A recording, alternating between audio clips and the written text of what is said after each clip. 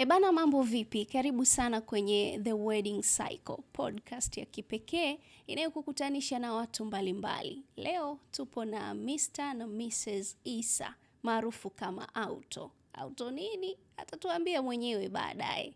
Sasa leo tutaongea nao hapa mambo mengi. Hawa ni maharusi wa siku chache zilizopita. Moja kati ya maharusi ambao wametrendi sana katika mitandao ya kijamii kulingana na matukio yaliyofanyika au yaliyotokea katika sherehe yao.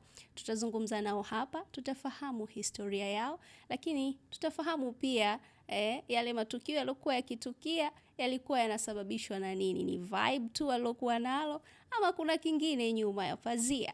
Mimi naitwa Dorcas Daniel, wengine huniita Double D. Mwenzangu ni Myahudi. Kumbuka, unaweza kutupata Instagram kama The Wedding Cycle, lakini vile vile pale YouTube unatupata kama Myahudi Studio. Karibu kwenye podcast yetu. Ebana, mambo vipi? Karibuni sana. Tumefurahi kuwaona na hongereni kwa kuwa maharusi wapya mjini. Asante, na sisi tunashukuru kwa kufika hapa siku ya leo. Karibu sana. Sasa tuanzie hapa. Hii Auto inatokana na nini? Mimi ni DJ. Kwenye kazi yangu ya music huko tunatumia kama official DJ Auto. Kwa sehemu kubwa sana ndio hivyo Auto. Kwa sababu Auto ni mkato, ila ni DJ Auto. Yeah. Jina hili lilianzia wapi? Na kuna mtu alikupa wewe mwenyewe, labda linatokana na majina yako halisi ama? Jina hili kuna mtu alinipa kwa sababu kuna DJ mmoja yuko FM pale anaitwa Autolani. Kwa hiyo kwenye staili ya upigaji tukawa tunafanana kwenye staili ya kupigia muziki. Kwa mtu unapiga kama mtu fulani, hebu liache hilo jina lako halisi, tumia jina hili. Kwa baada hapo kweli nikaanza kama DJ Auto haribie. Kwa mpaka ikafikia wakati tukakutana sasa na mwenye jina lake, naye akanibariki, akaniambia basi fresh mdogo wangu, unafanya kitu kizuri. Sawa, ina noma, mimi nimekubariki. Kwa mpaka sasa hivi tunawasiliana. Kwa sasa tumegawana. Yeye anatumia DJ Autolani, mimi kaniachia DJ Auto haribie. Sasa kadri siku zinazozidi kwenda nasema sio mbaya, unafanana sana, ila kwenye media badilisha kidogo kwenye akaunti zako hizi za mtandaoni ili mtu ajue anamwangalia yupi na anamwacha yupi. Kwa hiyo ili msinaniu, kwa sababu ukisema tu ukiandika tu DJ Auto akisearch anakuja yule. Kwa hiyo mimi nika kwenye Instagram, TikTok, kasoro Facebook tu ndo natumia DJ Auto haribie, ila Instagram, TikTok natumia official DJ Auto TZ. Nasikia vizuri, Auto waharibie. Yeah. Unawaharibia nini? Huko kwa sababu mimi ni DJ, ila nimetokea sana huko kwenye disco vumbi huko, mambo ya visingeli yale. Kama kina misondo huko sana kwa Morogoro kule nyumbani. Asili za sherehe za kule kwetu asilimia kubwa ni za mtaani, yani Uswahilini. Kwa hiyo tulipokuja huko Dar es Salaam kidogo ndo tupo kwenye maukumbi, lakini kule nyumbani kwetu ni mtaani, na ndio maana hata sherehe ya nyumbani walioenda kule kuna clip tu hawajazipost, ila ungeona kule mambo ya visingeli. Okay, sasa umesema muziki hiyo ya singeli na nini enzi hizo. Hivi sasa wewe kama DJ unafanya kwenye matukio ya aina gani? Unapiga muziki hiyo kwenye matukio ya aina gani? Matukio yote au kuna baadhi ambao umejikita hasa? Kiukweli kwa sasa hivi tumejikita sana kwenye hizi na harusi. Tunapiga sana kwenye harusi. Ila mara chache sana tunakuaga kwenye hizi corporate, ila wengine tumependelea sana kuita PA. Kama zile issue za viongozi mikutano ile huwa tunapiga. Kama jana tulikuwa hapo na waziri mkuu hapo NIT. Kwa hiyo ila asilimia kubwa sana tumebase kwenye harusi, wedding. Sawa, sasa hilo tuachane nalo, silo ambalo hasa limetuweka hapa. No.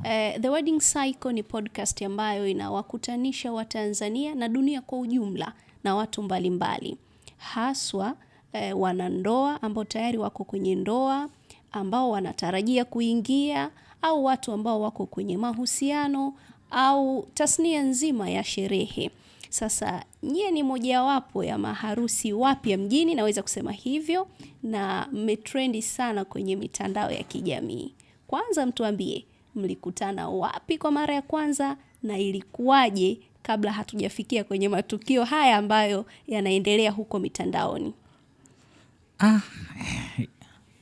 Huyu bwana, ngoja nijiandae kidogo. Sababu mwili mkubwa huu. Anaweza akanifinya hapa. Hawezi kuweka mpaka kidogo. Sawa, tulia. Tulikutana muda kidogo. Ilikuwa kama 2019 hivi, kama sio 18. Kipindi kile tupo zetu nyumbani kule. Kipindi rais alikuwa Magufuli marehemu. Hasa kulikuwa na zile kule kwetu, si mambo ya nini, mimi kakaangu ni sasa hivi ni mwenyekiti wa vijana, umoja wa vijana CCM. Kwa hiyo akatupeleka kwenye kundi wale mambo ya Green Guard. Kwa kufika kule kuna mshikaji wangu mmoja hivi anaitwa Mshobobo, jina lake maarufu sana hilo, kilitaja tu Mshobobo ndo alikuja na hiki chuma, kwa sababu hiki chuma hiki kinakaa kijiji tofauti kati ya mimi na yeye. Kwa sasa yule jamaa ndo alikuwa kama mkufunzi wetu, ukiachana na wale wengine, kwa sababu hata kwenye viongozi kuna mkubwa, kuna makamu na kuna wa chini yake wale watendaji. Kwa hiyo yule jamaa ni alikuwa kama ni mkufunzi wa wilaya. Kwa hiyo akawa walivyoitwa kuja kutufundisha sisi mafunzo ya awali, ndo akaja na hiki chuma hiki. Nikakiona, kaongea naye, japokuwa haikuwa rahisi, kanisumbua kama mwezi kwamba alipokuja naye. Kwa hiyo tukaanza story za hapa na pale na nini. Baada ya hapo sasa mimi ndo nikaanza zile route kule kwetu, usafiri wetu mkubwa baisikeli. Piga route ya kwenda rudi. Kwa Mungu akabariki, baada ya mwezi mmoja mbele ndo tukaanzisha sasa mahusiano. Kwa tukaanza mahusiano ya kuchati. Kwa tunachati sana nini, mpaka kufikia 2020 hivi ndo akakuja nyumbani, napiga story nini, anarudi nakuja hivyo. Hapa kwenye kupiga story hapo, kwa anakuja nyumbani kupiga story tu. Kuna mengi. Kuna mengi, vijana wanaelewa, yani stories najua wanaeleweka. Story, kuja story. Ndo afika pale anakuta, ndo wenyewe wasemaga, fika pale geto linasafishwa, kuja bibi, mimi niko gasafishwa kwa kijaga, nakuta pale wazipo chini hapo nini, kwa kuja na safisha, fanya hiki, toka hapa, acha hiki, weka hivi. Kwa hiyo ndo vile kwenye story pale ndo maisha yakaanzia hapo. Mahusiano tukaenda mpaka ikafikia 2022 ndo tukampata, akabeba ujauzito wa yule bwana yule mmoja hivi mfupi ambao saizi ya miaka 3 kasumbufu hiyo. Kwa mpaka juzi huko nimelenda sana. Shemeji, huyu bwana alivyokutongoza sasa baada ya kukutana, ni vitu gani vilivyokufanya wewe mkubalie?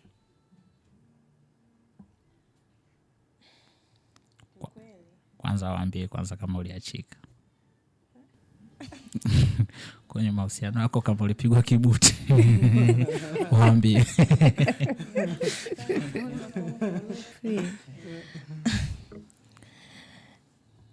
Nilivutiwa naye kwa sababu mwanzo hapo nilikuwa na mahusiano.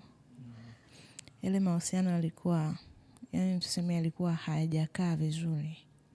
Unaweza kuongeza sauti kidogo shemeji? Kidogo tu. Yale mahusiano yalikuwa hayajakaa vizuri. Yani inamaanisha alikuwa mwenzangu alikuwa bado hana akili ile ya maisha. Kwa hiyo alikuwa bado na utoto ndani yake. Nikaachana naye. Nilivyoachana naye nilikaa kidogo, ndo nikaonana na yule bwana. Kwa kweli niliogopa kuingia tena kwenye mahusiano, kwa sababu nilijua vijana wote walikuwa na akili zile moja. Nilimzungusha mpaka baadaye nikaelewana naye. Nilichopenda zaidi kwake, anajituma.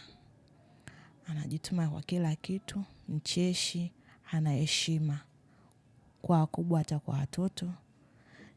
Ndio nilichovutiwa kwake pia.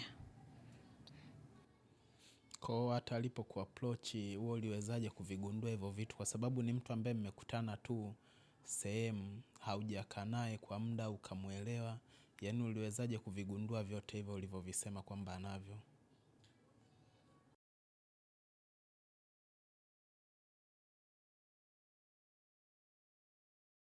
Japokuwa yeye mwenyewe alikuwa ajui.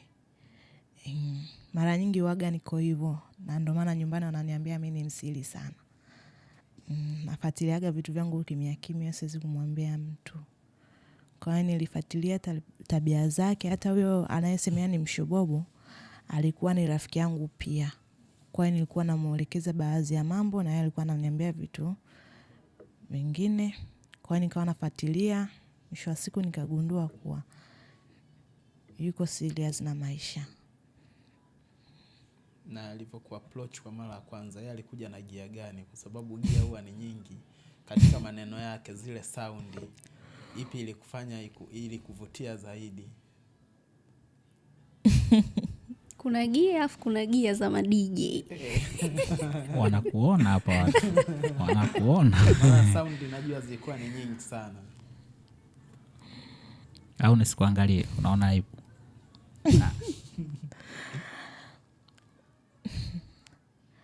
Amna, yani kwenye haya mahusiano mpaka alivyoni approach, ni mimi nilimzoea sana yule rafiki yake. Kwa hiyo na mwenyewe akatumia udhaifu wa rafiki yake akananieleza, lakini mimi nilikuwa sielewi kwa sababu nilishaumizwa. Kwa hiyo aliniambia vitu vingi. Aliniambia kwa ananihitaji tufanye maisha. Na yeye mwenyewe naye alipitia kwenye mahusiano ambayo yameumizwa. Umeona sasa?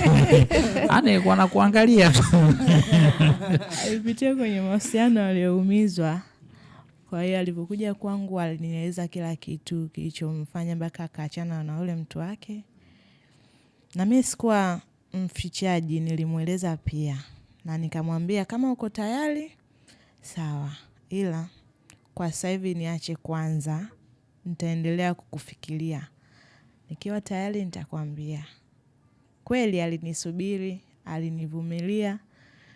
Mpaka baada hapo tukawa kwenye mahusiano rasmi.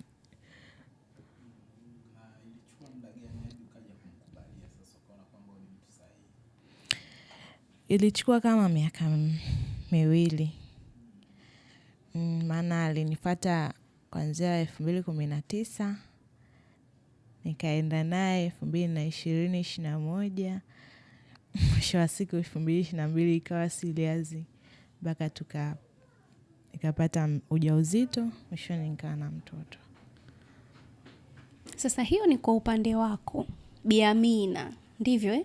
Yes. Sasa kwako wewe Bwana Isa, nini kilikuvutia kwa mrembo na umemwona kwa mara ya kwanza na mkaachana hapo hapo? Nini hasa kilikuvutia au nini kiliwaunganisha zaidi? Mlikuwa mnaongea, mlikuwa mnafanyaje? Alicheza sana mziki siku hiyo ukavutiwa, ilikuwaje?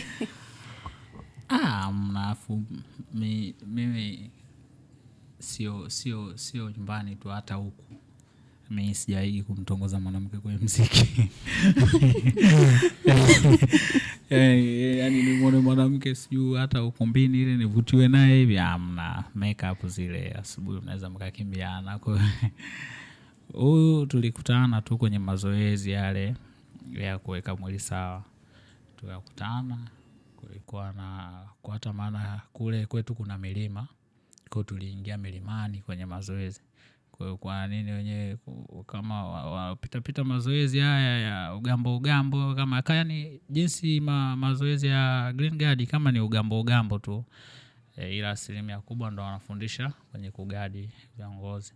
Kwa tulikutana kule tukaongea. Baada ya hapo yule mshikaji wangu ule winga yule akaniambia huyu anakopatikana mimi napajua. Kwa hiyo sasa ndo tukaanza mchakato. Kwa hiyo kilichonivutia zaidi kwa mkarimu, mpole. Na hata hivyo hicho alichokisema hapa kwamba jamaa kampiga kibuti, mimi nilikuwa najua. Kwa hiyo jamaa akaniambia bwana yule 1 2 3, alafu akaambia yule kama wewe, kwa sababu mimi nimetoka kulia tu juzi, na yeye akaniambia huyu kama wewe tu. Nikaambia basi haina shida, kwa hiyo ngoja tuangalie kama anaeleweka fresh, si unajua wauni. Kwa hiyo tukaanza mdogo mdogo. Kwa hiyo hiki bwana mimi nataka hivi, mimi nataka hivi, mpaka ilipofikia mwisho wa siku yeye mwenyewe kakunjua nafsi, basi tukaanza maisha mengine.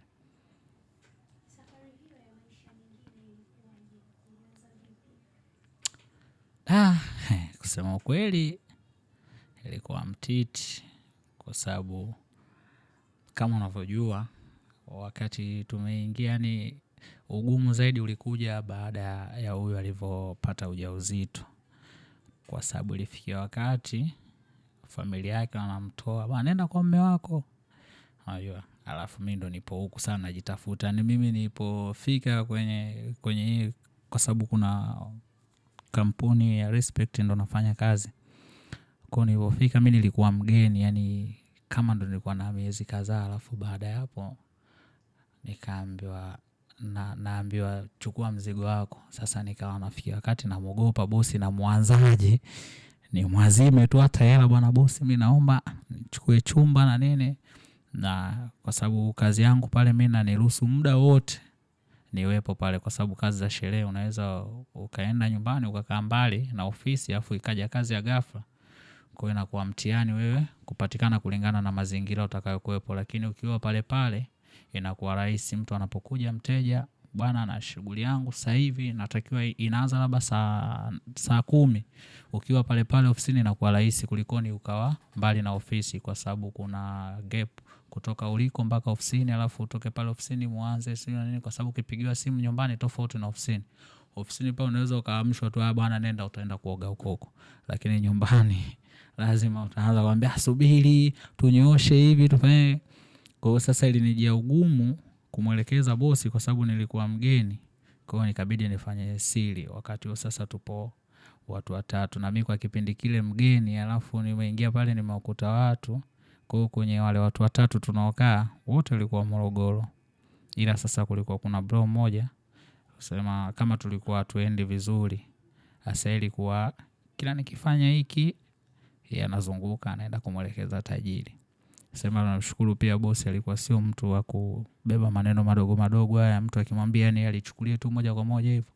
Hapana, kamtulia. Kwa hiyo kuna baadhi ya mambo ilibidi niyafiche. Kwa nimeongea sasa na bibi mkubwa nyumbani, bwana mama kuna 1 2 3. Hapo kuna chuma tayari nishapewa hiki, inabidi nikae nacho. Bibi mkubwa tukaongea tukafika mwafaka, akaniambia sawa. Ikabidi nimcheki. Nikamwambia bwana utakiwa hapo uende nyumbani Morogoro. Akaniambia sawa hamna shida. Kwa hiyo nikampigia kule bibi mkubwa, nikamwambia bwana nitafutie chumba, kwa sababu sitaki aje kukaa hapo nyumbani, ili hata mimi siku nikipata kalikizo nikirudi hivi, kwa sababu likizo yetu sisi ni kwa lazima. Kwa hiyo ikifika kwa lazima ndio pale unapewa bwana mpoa ngapi, 10 ngapi. Kwa kama tupo 10 basi pale tajiri anachekecha, anaangalia kwamba wewe utaenda kukaa siku ngapi huko na kwenda, wapi nenda kaa siku hizo rudi wenzako waende. Kwa hiyo hataki waondoke wote, kwa sababu hata kwa lazima naye inaweza likatokea lolote, kwa anahitajika mtu. Kwa hiyo sasa nikamcheki bibi mkubwa, akaniambia fresh. Alafu kufika kule siku ya bibi yule anafika, bibi mkubwa hela yangu ile, kwa sababu nilimwambia bibi mkubwa hapo na kutumia hiyo hela utalipa kodi, hii nyingine hii utanunua godoro, kifika hata litandike tu chini, kwa sababu The Wedding Cycle. Amina, kwa huu muda ambao umekasa kwenye mahusiano na Isa hapa, ni vitu gani ambavyo umevigundua kwake? Amekuwa ni mtu wa aina gani kwako?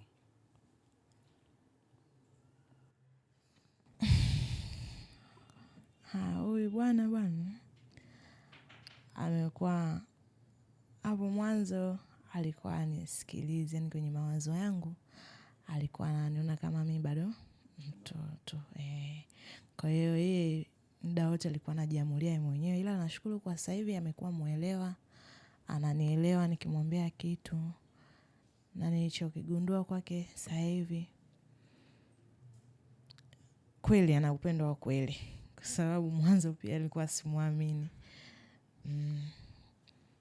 Kipi kilicho kufanya ukagundua kwamba huyu ana upendo wa kweli kabisa?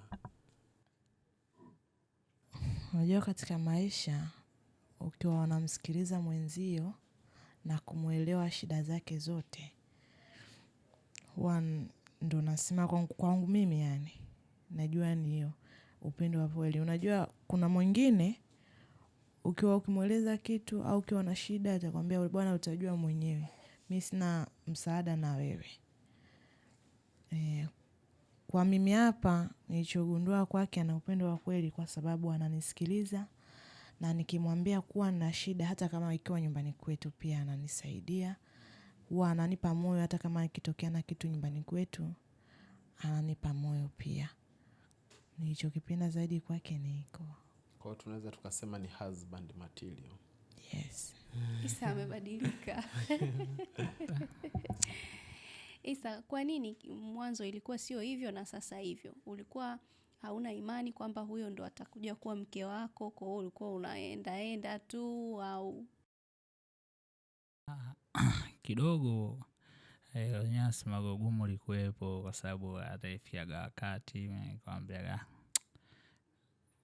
kuna mtu akaniambia katika yule mwanamke umeona yule pale uliokuwa nao na yule wa kule, huyu ndo mwanamke, alafu yule kule yule atachukua muda mrefu atatoka. Hasa mimi nikawa nachukua hamna. Kwa hiyo kuna gap fulani kwa sauku nilikuwa najitoa na hamia upande mwingine, kwa sababu baada ya kupigwa kule kibuti sana nikaona wote wale ila ngoja sasa nichekeche kati ya huyu na wewe, maana nilikuwa kwenye mahusiano na watu wawili. Kwa sasa nikawa nachambua, kwa sababu lengo mimi nipate mtu huyu mmoja. Sasa kwenye huyu sasa huko ashikaji ndo anaelewa yule pale yule sio huyu hapa, huyu utafika naye mbali, ambao ndo huyu sasa mke wangu ambao nipo naye hapa.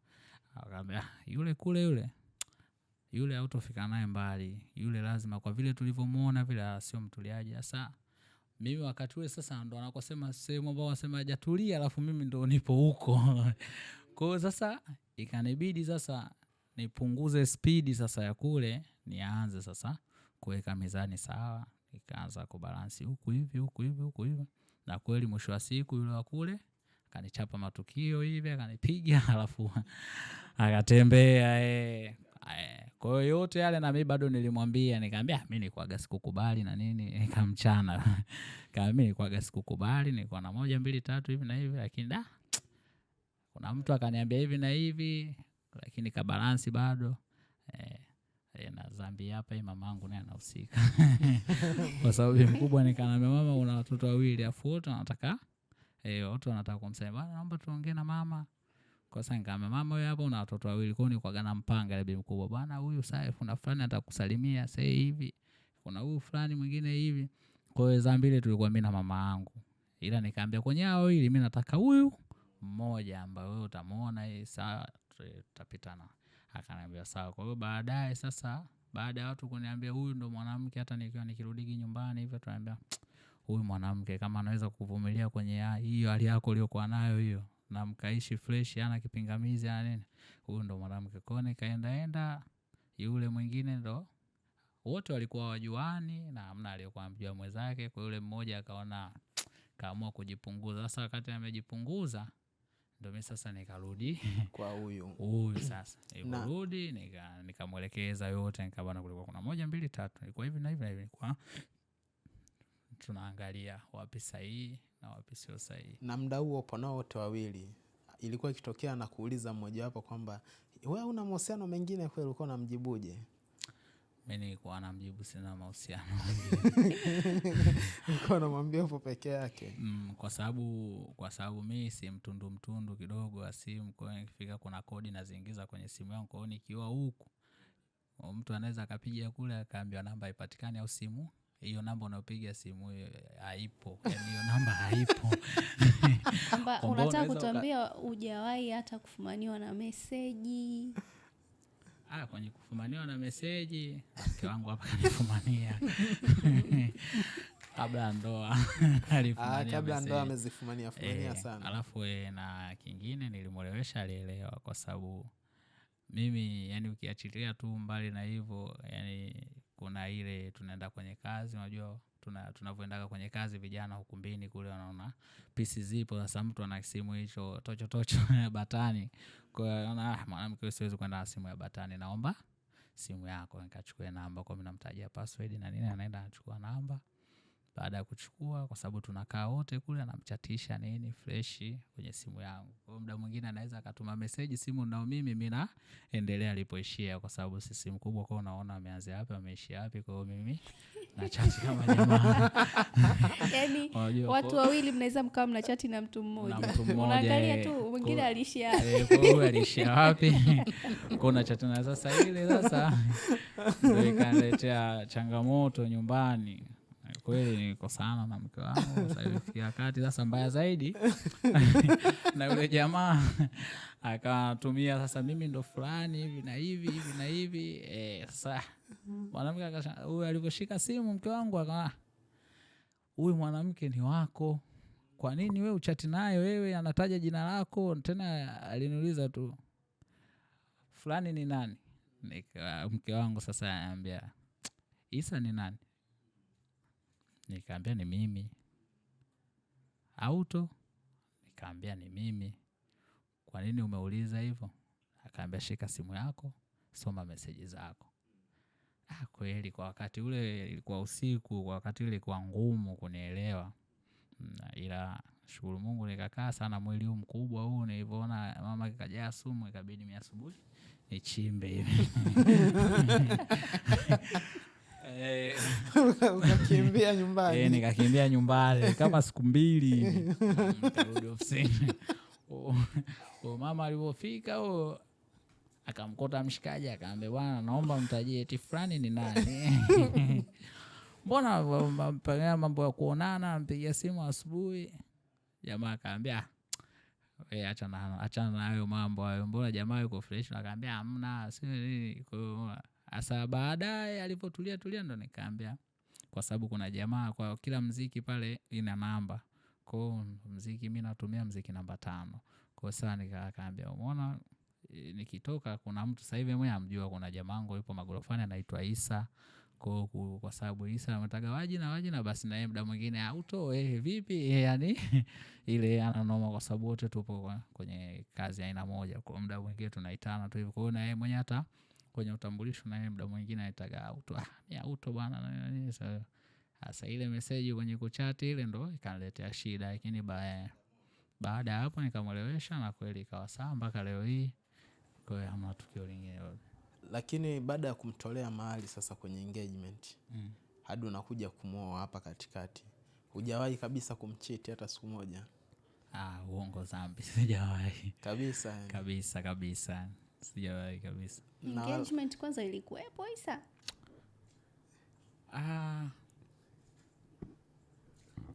Ilikuwepo. Ilikuwepo. Na hata kwenye send off yake kuna jamaa wangu alienda kuniwakilisha, anaitwa Tony. Kwa sababu mimi nilikuwa huku Dar es Salaam, send off alimfanyia Morogoro. Kwa hiyo siku ya send off ile huku ndo ilikuwa ya Jumamosi. Kama unavyojua Dar es Salaam Jumamosi watu ndo wanaoana. Kwa hiyo Jumamosi mimi nilikuwa kwenye mapenzi ya watu huku Dar es Salaam. Kaambia mwanangu kaniwakilishe kwenye send off ya mkeo. Kwenye send off ya mke wangu. Sasa umeshindwa tu kwenda send off. Pete ulivalishia wapi?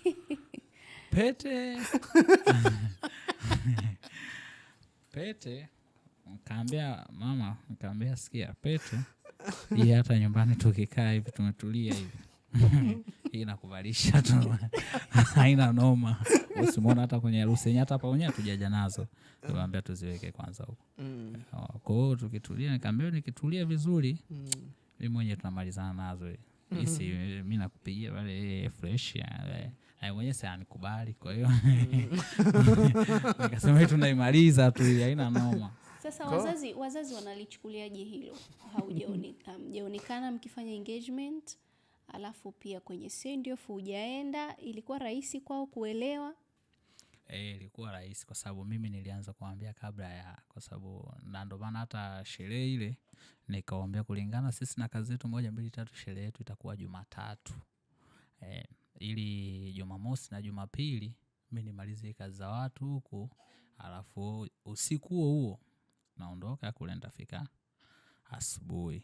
Kwa Jumatatu niondoka huko Jumamosi, nakumbuka nilikuwa na kazi Jumamosi. Ya Jumapili ilibidi nigawe, bosi akaniambia acha njaa hii, acha nenda kwanza kwenye jambo lile muhimu. Kwa hiyo nikaondoka kule, nikafika Jumapili asubuhi. Kwa Jumapili tukaanza na maandalizi ya kigodoro sasa, kwa sababu si mkoa kule, kigodoro muhimu. Kwa hiyo kwenye wazazi walipokea kwa sababu wanajua mimi kazi zangu, na bibi harusi aliwaambia. Kwa mtu wa kwanza ambao alifanya wazazi wanielewe ni bibi harusi. Alipofika akaelekeza bwana kazi zake 1 2 3 hivi na hivi na hivi. Kwa hata kule familia ilikuwa rahisi kunielewa na ikakubali. Watu siku hizi hawawaamini marafiki sana, hasa kwenye masuala ya mahusiano. Wewe ulimwaminije jamaa yako afu akaenda kukuwakilisha? Nimemwamini, afu sema tu ndo kwenye kucheza naye bibi harusi alimkumbatia, ni roho imeniuma kidogo. Ila nilimwamini ni mshikaji wangu, tunasaidiana mambo mengi sana. Yaani kwa mimi, kwa washikaji kule ambao ni marafiki, na marafiki wawili ambao nawaamini sana na tunaaminiana, kwa tukiwa na tuseme 3, ukiachana na ndugu ambao hawa ni marafiki tu wa nje tofauti na ndugu. Kwa hiyo ni washikaji ambao tumetoka wote, na kwa sababu mimi kule nilifungua library, pia kuna mshikaji wangu tulianza naye, tukawa tunafanya kazi, yeye alikuwa anafanya kazi kwenye library yangu. Tukapiga kazi, baadaye akaniambia mwanangu, mimi sasa hivi naomba nichomoke nianze kujitegemea mwenyewe, unajua familia na nini, ila hivi vitu vyako viache. Kwa sababu jamaa alivyoniambia, kama basi mimi nakuachia kompyuta na kuachia na vitu vyote vilivyomo, au la nichukue tu kompyuta, lakini hizo CD manini yote baki nayo. Na ndio huyo alokuwakilisha? Hapana, huyu sasa mwingine. Mimi namtaka yule mwakilishi yule. Yule mwakilishi pia ni mshikaji wangu, yeye ni bodaboda. Pia ukiachana na bodaboda ni DJ ambao naye nilimfundisha mimi mwenyewe. Sasa ukiachana na wazazi Isa, wageni wale waliohudhuria send off, walikuwa wanajua kuwa huyu ni mwakilishi au wao walikuwa wanajua huyu ndo bwana harusi? Familia ilimjua, ila baadhi ya wageni waliofika pale walikuwa wanajua yule ndo bwana harusi. Ila familia ya mke wangu hapa ilijua kwamba huyu anakuja kuniwakilisha. Sasa Amina, ilipofika sasa wakati ule kwenda kumtambulisha bwana harusi kwenye send off, muda wa kumtafuta, kwaona ulianza kesa kumtafuta na unajua hayupo? Ni kweli nilijua hayupo, na kutokana na kazi zake nikaamua tu kutafuta yule ambaye aliyekuwa mwakilishi. Na wewe uko namfahamu tayari? Ni shemeji wangu wa muda mrefu, namjua, na yeye ndio ambaye anakuja kunichukua, anakupeleka kwa jamaa. Anakupeleka kwa safari zako. Yaani huyu anaendaga Mangula, akifika kule kwa sababu anafikaga kijiji tofauti na nyumbani. Kwa alikuwa anafikaga kwa dada yake, mimi si kwa bado sio halali, kwa alikuwa anafika kwa dada yake. Kwa hiyo kitokaga bwana mama nipiaga simu, bwana mtaka mjukuu wangu bwana nicheze naye. Kwa ndo anambia sawa. Kwa nampigia huyo mshikaji wangu, bwana kanichukulie, amchukue shemeji yako pale, mpeleke kwa bibi mkubwa bondeni, baadaye utamrudisha kwao. Sawa. Ilivyofika sasa kwenye utambulisho, kwenye kumtambulisha huyo bwana harusi, watu wanataka wasikie, ulimtambulishaje na wakati sio mumeo? Nilitambulisha kwa jina la mume wangu, na watu wakajua ndiye mume wangu, lakini baadhi walishawahi kumuona na alishawahi kuambia. Kwa hiyo walikuwa wanamjua, japokuwa pale nilimtambulisha kwa jina lake yeye. Mahusiano yenu yamekuwa tofauti. Yani kwenye send off bwana harusi hajatokea, katuma rafiki yake akamwakilishe, na kwenye utambulisho pia ukamtambulisha kama mpenzi wangu la Azizi, huyo ni shemeji yako. Kwa jina langu lakini. Kwa jina lako. Sio lake langu. Hiyo kali sana. Na Peto amevalia nyumbani. Na wakaenda kula pamoja, mkachukua chakula pamoja, mkaenda kula pamoja. Hapana, tukuweza kula pamoja. Yeye alijua kabisa mimi ni shemeji yake. Aliwahi kuondoka hata hivi wakatuachia shughuli tumalize si wenyewe. Kikubwa utambulisho. Baada hapo. Mavazi mlimwandalia pia lakini. Kwa sababu ile kule kwetu kule, yani unajua send off ya Morogoro tofauti na huku Dar es Salaam. Akasema unajua ile ilifanyikia tu nyumbani, kwa hiyo ni shughuli tu zile za kawaida kule kwetu. Tofauti na huku, na kule wetu watu kule kwetu hawachukuli sana ile bana ule. Kule watu wanaangalia tu vile yale matukio muhimu yakipita, basi pale watu wanaendelea kufanya shughuli zao. Kwa sababu hata jamaa mwenyewe wakati nampanga kumwelekeza akaniambia sijui itakuwaje. Alifikiria nikampigia sasa huyu ambao nilianza kumpigia huyu ambao sasa nilikuwa nilifanya naye kazi kwenye ofisi yangu. Yule akaniambia ndugu yangu, kwanza nisikuongope, sitaweza kusimama pale mbele. Alafu pia ukiachana tu na hivyo na kipengele hapa na kazi, alafu na homa kwa muda unaniambia niende, wewe inabidi nimeze dawa kwa sababu kifua kinanisumbua.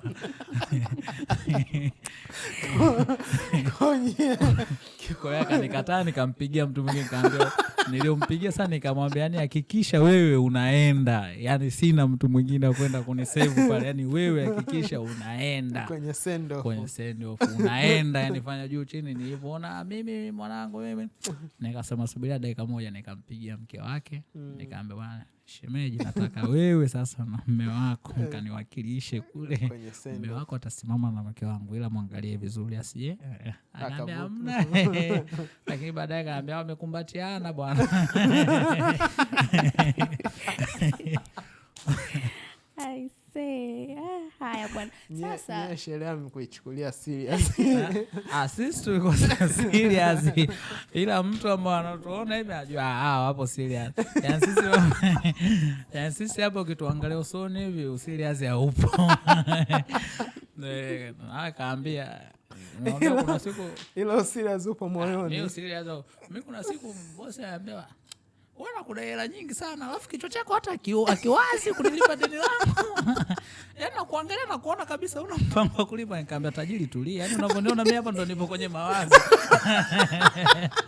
Kwamba deni lako nalilipa vipi? Lakini akiniangalia hivi, ambia sura yako haionyeshi kabisa. Mimi nakumbuka hata ile siku ambapo nilipata ajali ya pikipiki hapo. Wakati tumedondoka tukapoteza fahamu. Nilipopoteza fahamu nikazinduka. Nilipozinduka nikamwambia, nikaangalia nipo kwenye gari la ofisi. Nikamwambia mwanangu mpigie simu mke wangu, mwambie nimeumia. Akaniambia toa password ya simu yako. Nikamwambia simu nimeisahau na password nimeisahau, ila namba naikumbuka. Kwa nikamtajia namba mke wangu, akampigia huyo jamaa. Alipompigia nikaongea naye huyo, nikasikia dogo halo baba. Pale nikazimia tena. Kwa sasa mimi yani hiyo ni story ya kweli. Story ya kweli kabisa. Wewe ukiniangalia hivi ni kama sio huku ni huku, utaona kama kuna uweusi ni kovu. Umepasahau. Nimepasahau. Unajua mkote mkono simuona makovu. Kichwani anapokumbuka. Alikuwa mtiti. Nashtuka niko Palestina. Yaani mara pili nilivolala vile baada ya maongezi nikashtuka niko Palestina, alafu daktari ananiambia hebu kumbuka.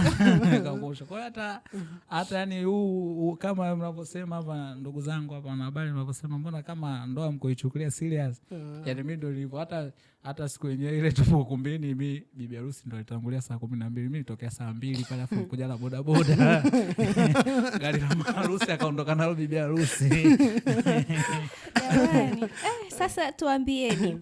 Najua wakati kabla ya harusi mlikuwa mnapanga, kuna namna mlitamani harusi yenu iwe. Sasa mtuambie vile mlivyokuwa mnapanga ndivyo ilivyokuwa, au kulikuwa kuna tofauti zimetokea siku ya tukio? Sisi tulivyokuwa tunapanga kuna matukio baadhi tu, sio mengi. Ni matukio baadhi tu, kwa sababu kwanza tulikuwa tunabatu na bibi harusi. Nikaambia kule nikienda mimi lazima nikufunike, anza kufanya mazoezi. Kweli bibi huyo alikuwa yuko bize mtandaoni kila siku anaangalia maharusi wanapoingia hiyo wanafanyaje, akaangalia.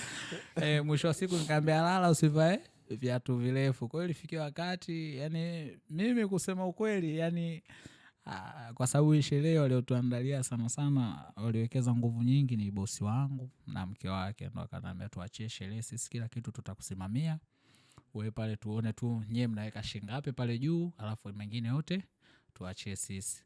Kwa baada ya kuweka bato na bibi harusi hapa tukakubaliana sawa sawa, lakini cha ajabu bibi harusi yeye shughuli aliyoipatia ni yake tu huko kwa wenyewe kwao, sijui dakika 10, lakini kote akapoza kama alikopoza. Bato mlokuwa mnaweka ni la nini? La kuchangamka sana? Bato tulikuwa tunaweka ni la kuchangamka, yani wewe ukifika pale tuue, yani ile hamna kupoa. Kweli kweli, atakayemfunika mwenzake akirudi nyumbani basi kuna malipo. Lakini yeye kanzulumu, mimi hajanilipa, sio pale tu, ni kila sehemu kanzulumu. Moja kati ya mahojiano ambayo mmeyafanya na chombo fulani cha habari, nilipata fursa ya kuyasikia. Na mlizungumza mkasema pamoja na kuwa mlikubaliana siku hiyo mchangamke, kuna vitu mlitumia ili muonekane kweli mmechangamka. Hilo limekaaje? Hilo bwana lilosemekana lilikuwa na ukweli, alafu kumbe kwenye zile 4 zile Otieno alikupa bia 4. Ukiachana zile 4 na zile 2 6. Kwa mimi kwa ninachofahamu ni aliniambia bwana mimi hapa, kwa sababu mimi na waga, yani ukiachana tu hivi toka uchumba hata tulikuwa natoka sana, nikiwaga siku sina kazi bwana, leo twenzetu tukazurule huko fresh, ameko fresh, kwa waga namtoa. Kwa najua akishapendeza huyu sio kupendeza tu kupaka makeup, yani akili yake akishapata maji ya kijani namuona kidogo anachangamka. Kwa hiyo ndo nikaambia bwana, kama vipi ukiona unaweza kukunywa ukatulia, ukaona hapo ni kinywa kidogo kitu fulani kinaongezeka, wewe kunywa. Akaniambia mimi naomba nipate hata bia tu ninywe, hata bia 2. Nikaambia 2 hazikutoshi, yani hizo 2 ukinywa kwa ule umati wa pale zitaporomoka, yani itakuwa kama ukunywa juice. Nikaambia wewe ukipata hata 4 sio mbaya. Nikaambia kunywa mimi nitakuja. Kwa bahati nzuri walimwaisha ukumbini, alifika saa 12. Kwa hiyo ameomba kwa mama kule, akampa, amekunywa, lakini bado ikawa hamna kitu. Yani licha tu amekunywa bia 4, alinesa tu nje kidogo. Alipofika ukumbini, alipoona ule umati na zile AC kidogo, pombe yote ikakimbia. Ikaisha. Na harusi ilifanyika Jumatatu kama ulivyosema? Yeah. Tulifanya Jumatatu. Na kwa sababu Jumapili huku ndo watu walivyomaliza makazi. Ujue watu wa sisi ya tasnia hii ya muziki kidogo, ma MC na ma DJ, sisi ambao siku ambao watu wanaenda kazini Jumatatu, si ndo tunapumzika. Sio tu hao, tasnia yote, hata watu wa keki, wapiga picha, kabisa. Jumatatu ndo siku ya harusi. Yani siku Jumatatu ndo tunaoa, yani hii tasnia tuliopo sisi, Jumatatu ndo siku ya kusherehekea, kwa sababu Ijumaa, yani kuanzia Jumanne, Jumatano, yani watu wana kazi, mtu anakuta anapumzika Jumatatu. Kwa kiamka tu Jumanne tayari anaanza kukimbizana mpaka Jumapili. Jumatatu yeye ndo anapumzika. Kwa hiyo hata sisi tukapendekeza Jumatatu ili watu watoke huko, mtu akimaliza hukumini, kwa sababu kulikuwa kuna costa zilikuwa zinakuja kule. Kwa ilivyofika Jumapili saa 8 huko ndo zimetoka. Kwa saa 8 kule wamefika Jumatatu saa 4 asubuhi. Harusi kwani mlifanyia mkoa gani? Mkoa wa Morogoro. Pale ni Morogoro. Ila kule tulipo sisi ni Kilombero. Okay. Na katika maandalizi ya sherehe yenu, ni kitu gani kilikuwa kigumu sana kwenye kukiandaa? Kitu ambacho kilikuwa kigumu na kilikuwa kinaumiza kichwa, zilibakia wiki 2. Alafu kwenye wiki mbili hiyo, yani siku hiyo ndo tunaambiwa zimebakia wiki mbili, bosi alikuja kukagua ukumbi, akakagua ukumbi, akaulizia bei ya ukumbi, vinywaji, akapiga mahesabu na usafiri. Tulikaa tukatulia pale, ikawa imehitajika, yani amna tukikosa tupate 7 milioni, ila amna tuwe na 8 milioni. Ndo shughuli inaenda kufanyika, zimebaki wiki mbili. Kwenye wiki mbili ile mimi pale nilikuwa nimetoa 1,500,000, maana niliahidi 2,000,000. Kwa kwenye 7 milioni kuna kama msuli, afu bosi akawa anasema kwa hela hii hatutoboi. Ulikuwa unamtegemea. Huyo ndo namtegemea. Afu mimi ndo nimekaa ni kwenye hiyo hapo kwa mpaka sasa hivi tulipo kwenye hizo wiki mbili hatuwezi kupata 8 milioni au hiyo 7 milioni hatuwezi kupata. Alafu zimebaki wiki mbili. Mimi nakaa nacheka tu, yaani wewe hivi wewe umekubali kweli kuoa wewe? Nikamwambia, mke wake akaniambia hamna baba Mu, hiyo hela tunaipata kwa sababu bosi wangu na mtoto wake naye anaitwa Mu, ila ni Muzni na Moiz. Wangu mimi ni Mu lakini ni Mudhamil. Akaambia hamna baba Mu, tunapata hiyo hela. Mimi naamini tukirudi kule tunapata hiyo hela. Tena hata wiki haifiki wewe tukirudi tu, yani tukitoka hapa, kwa sababu wale alikuja kwa ajili ya ukumbi, na niwashukuru sana, mfanya kazi kubwa sana. Walikuja wakatuambia tumechoma mafuta kutoka Dar es Salaam, maana alikuja na gari yao, kwa sababu tulikuja tu kukagua ukumbi, kwa hiyo hapo sasa inabidi turudi tukapambanie. Nikaambia sawa. Kwa hiyo alipofika pale tuliondoka na azimio kwamba kwa wiki mbili zile inatakiwa ipatikanike, yani hamna 7 milioni.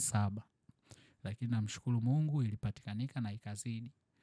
Kwa hata bosi baadaye aliponiambia vipi, kwenye hii hela tukuandalie, yani tukubakizie shilingi ngapi ili iwe kama furaha kwenu? Nikaambia hapana, kwa kazi kubwa mlioifanya mimi sitaki hata hiyo hela. Kama inawezekana kwa wageni wanaokuja, basi muwapeleke kule kwenye vivutio vya watalii kule wakatalii, ili waone wamefika Kilombero, wameenda kwenye maporomoko ya maji kule, kwa sababu ule kuna Sanje, kuna Udizungwa. Kwa hata ukumbi tulikochukua ni sehemu, kwenye ule ukumbi ambao tuliotumia ni sehemu ya kitalii. Kwa hiyo niliwaambia tu bosi, kwa hiyo kazi ambayo nyinyi mmeifanya kwa hiki kitu, maana nikisema tu mimi mwenyewe nimeshaga, ili kwa sababu hata ilifikia wakati nikasema hii hela yangu si bwana nikachukue frame kali yako.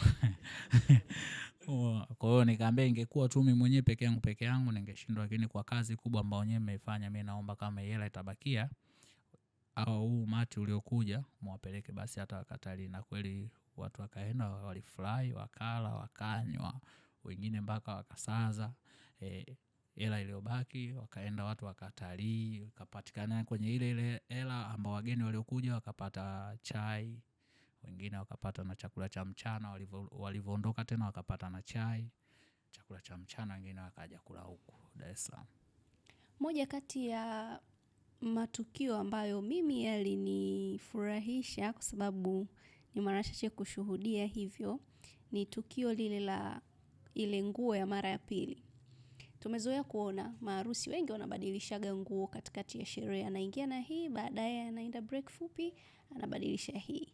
Lakini nyie mlikuwa tofauti kidogo na mavazi ambayo tumezoea kuyaona siku zote. Mlirudi mmevaa t-shirt na suruali.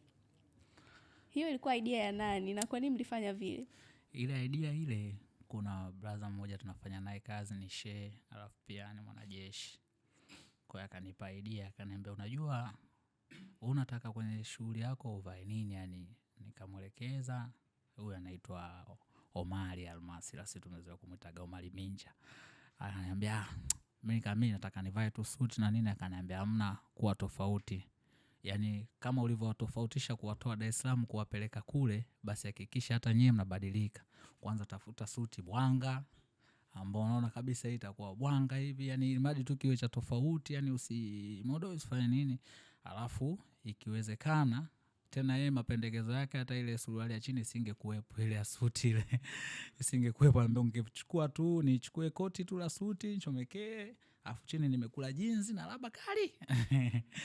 Nikamwambia sasa hiyo sio mbaya, kwa sababu tupo kule na pale eneo lile lilikopo ni la serikali, kwa hiyo tuna kibali pale, hata tukitaka mpaka asubuhi tu, maana wale walituambia mkitaka sherehe mfanye hata mpaka asubuhi mnaruhusiwa. Kwa nikamwelekeza, akaniambia sawa. Nikamwambia kipindi cha pili sasa ndo nataka nivae jinzi. Akaniambia basi tafuteni jinzi za kufanana. Nikaambia sawa. Kwa nikapiga mahesabu jinsi nini, ndo nikapata ile idea ya kununua t-shirt na jinsi na raba chini. Kwa ile idea ilitoka kwa hata ile playlist tu yenyewe nyimbo ya kuingilia ukumbini, ni yeye akanipa, akaniambia playlist tembea nayo hii hapa. Kwa sababu anajua, ananiambia kwa hiyo unavyokujua, kwa sababu ilitokea sherehe moja yule bro alipooza sana, kwa hiyo akaniambia kwa sherehe hii hapa hii, alafu unaona unavyokujua ukishtua hivi, ukipiga hivi, ukienda hapo, kitu kinatoka kizuri kabisa. Nikamwambia sawa, sitokuangusha, japokuwa ile siku imefika alipata dharura kidogo hakuja. Kwa hiyo akaniambia nenda bwana, mimi nakupa baraka zote, nenda na kuamini. Kwa ndo hata tulipofika kule, mimi nikamwakilisha vizuri zaidi. Hata niliporudi tumekutana naye kwenye kazi ya juzi hapa ya waziri mkuu, akaniambia hujafeli. Umefanya vile vile. Na lile vibe sasa, maana uko na vibe sana, naona shemeji yetu hapa kwa amepoa. Lile vibe ni vibe tu la kawaida au kuna kitu kiliongezeka? Vibe lile kwangu mimi useme ndo baada ya kushtua kidogo akili ukaa sawa, nimejiamini zaidi, kwa sababu pale pale kulikuwa kuna wazazi na ukaenda kichwa pale sio pazuri. Unaweza ukaganda. Kwa hiyo kwanza nilikuwa na furaha baada ya ile siku ambao, kwa sababu kama nilivyowaambia mimi naweza ikatokea kitu, mimi mtu akaniambia sipo serious, lakini akifikiria inakuaje, ila tu baada ya kukamilika, maana ile siku ilikuwa wiki moja, ndo anifuata mikabosi ambaye kila kitu kipo sawa. Umeona kwenye group mule, maana walitoa karibia ma MC wote hapa Dar es Salaam walinichangia.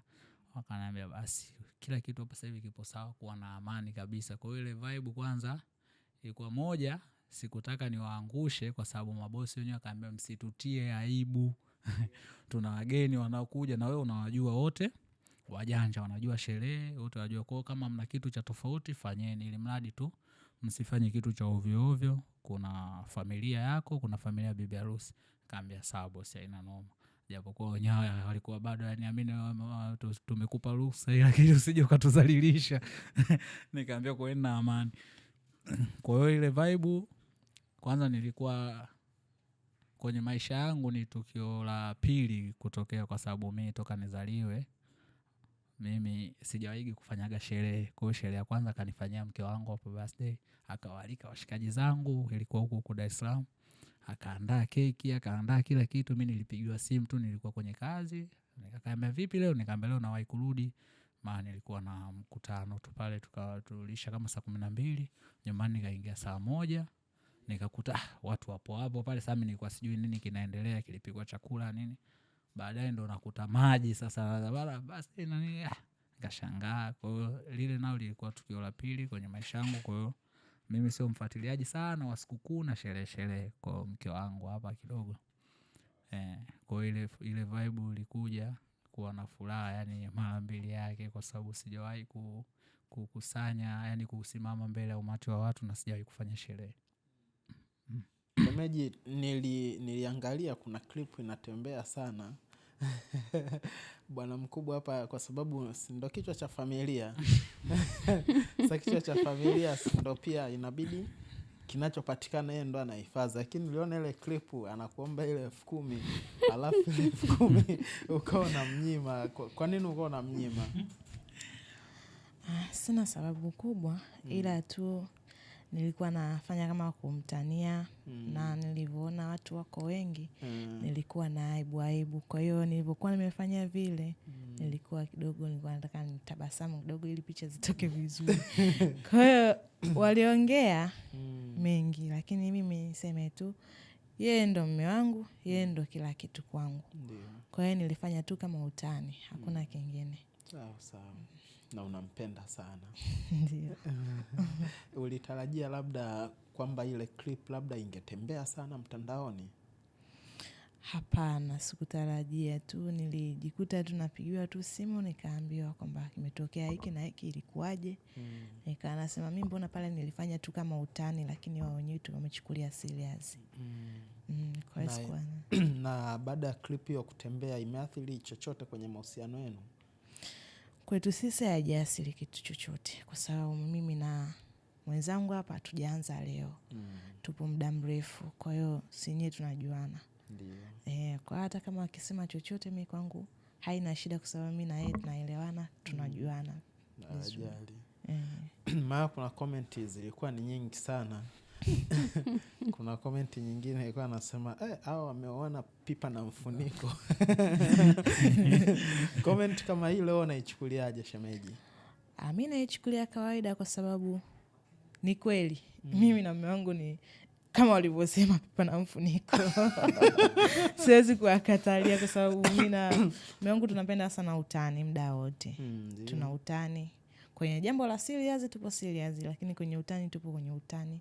Tena sana, na sio kwetu sisi wawili. Kwa mtoto wetu, kwa mashemeji zangu, hata kwa kina mama pia. Tuna utani huo. Na umekuwa mtu wa utani baada ya kukutana yeye ukaadapt ile tabia yake, au wewe pia ulikuwa hivyo hivyo kabla hata hujawa na mahusiano naye?